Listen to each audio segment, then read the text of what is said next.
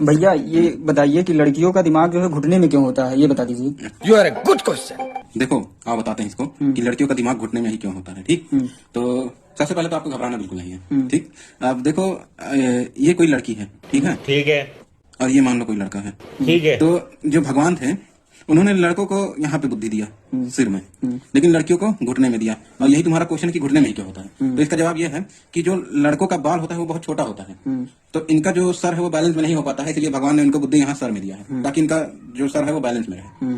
लेकिन यही बात करेगा लड़कियों की, तो लड़कियों का बाल जो होता है वो बहुत बड़ा बड़ा होता है, तो इसलिए इनका जो बैलेंस होता है वो कहीं बिगड़ ना जाए, यही सोच के भगवान ने इनको यहाँ पे बुद्धि ना देते हुए घुटने में दिया। और वो घुटने में ही क्यों दिया, क्योंकि अगर वो मान लो यहाँ पे दे देते तो यहाँ पे अनबैलेंस हो जाता सबसे पहले तो इसका सर लड़की का।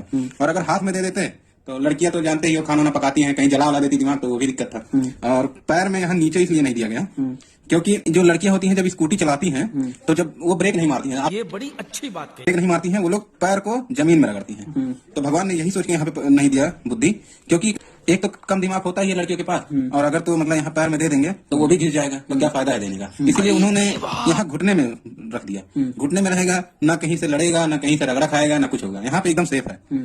इसीलिए जो लड़कियों का दिमाग होता है वो घुटने में होता है। ये बड़ी अच्छी बात कही आप।